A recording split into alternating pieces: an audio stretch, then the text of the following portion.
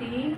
ओम शांति। ओम शांति। ओम शांति। ओम शांति। ओम शांति। 16/2/25 प्राप्त मुरली अव्यक्त बाप दादा पुनरावृत्ति 2/2/2004 मधुबन। बाबा कहले पूर्वज एवं पूज्य स्वरूप सौमान रही विश्वर प्रत्येक आत्माकर पालना कर, आशीर्वाद दिय, आशीर्वाद निय। आज बाप दादा निजर चारिआडर सर्वश्रेष्ठ पिलामानकु देखुछंती। प्रत्येक संतान पूर्वज मध्य अटे एवं पूज्य मध्य अटे।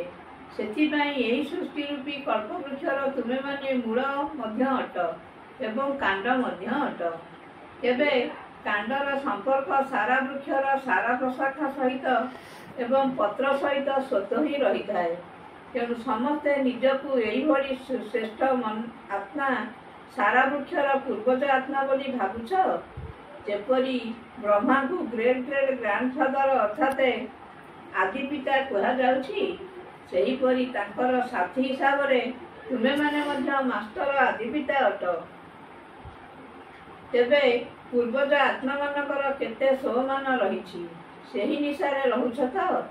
सारा विश्वर आत्मानक भितर चाहे जे कौनसी धर्मर आत्मा होइथाउ ना काहीकि, किंतु सर्वात्मा मानकर तुमे माने वृक्षर कांड रूपरे आधार मूर्त तथा पूर्वज अट।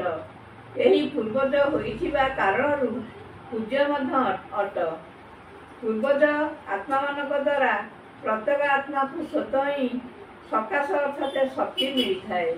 जेपरी कौनसी वृक्ष को तार कांड द्वारा एवं मूल बा चेर द्वारा शेष पत्र को मध्य भोजन रूपी सकाश मिली थाए, सेहीपरि तुम भली पूर्वज मानकर मध्य कार्य कौन हेबा दरकार। पूर्वज मानकर कार्य हैला समस्तଙ୍କର पालना करिबा। लौकिक हिसाब रे मध्य देख पूर्वज मानक द्वारा ही चाहे शारीरिक शक्तिर पालना हेउ, जहा कि भोजन द्वारा बा पाठपढ़ा द्वारा शक्ति भरिवार पालना होइथाए। तेणु तुमे पूर्वज आत्मा मानकु बाबा द्वारा मिलिथिबा शक्ति गुड़िक द्वारा सर्व आत्माकर पालना करने हेब। धारणा पाई मुख्य सारांश 1 नंबर, सर्वदा सर्वोच्च क्षमता संपन्न बाबा का स्मृति रे रहिबाकु हेब। विनाशी शरीर को न देखी केही अभिमानी हेबार परिश्रम करबाकु हेब। जोगर ठीक ठीक चार्ट रखिबाकु हेब। 2 नंबर, दिन राति सेवारे तत्पर रही अपार खुशी रे रहिबाकु हेब।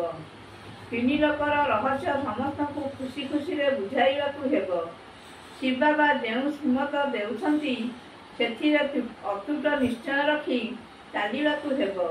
जदि कौनसी भी विघ्न आसी जाए तेबे डरिबार नाही। स्वयं बाबा आमर दायित्व बहन करिसंती, सेथिपाई कौनसी संशय आनिबार नाही। वरदान, श्रेष्ठ बेला आधार रे सर्वप्राप्तिर अधिकारी अनुभव करुथिबा पद्मा पद्मा भाग्यशाली भव। जेउ माने श्रेष्ठ बेलार जन्म नेइथिबा वरदान, श्रेष्ठ बेला आधार रे सर्वप्राप्तिर अधिकारर अनुभव करुथिबा पद्मा पद्मा भाग्यशाली भव। जेउ माने श्रेष्ठ बेलार जन्म नेउथिबा भाग्यवान संतान, सेमाने कल्प पूर्व अनुभूति आधार रे जन्म हेबा मात्रके निजर भणिया अनुभव करिथांती। सेमाने जन्म ठारू ही सर्वसंपत्तिर अधिकारी होई थांती।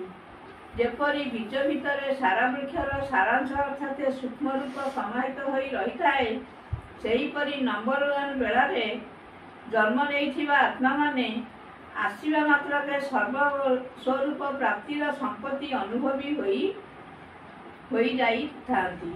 सेमाने केबे हेले एभली कहिबे नाही जे सुखर अनुभव हेउछि किंतु शांतिर हेउ नाही, बा शांतिर अनुभव हेउछि किंतु सुखर हेउ नाही, शक्तिर हेउ नाही। सेमाने सर्व अनुभवर संपन्न होई थांती। स्लोगान, निजर प्रसन्नतार छाया द्वारा शीतलतार अनुभव कराइबा पाई निर्मल एवं निर्माण हुआ। ओम शांति। ओम शांति।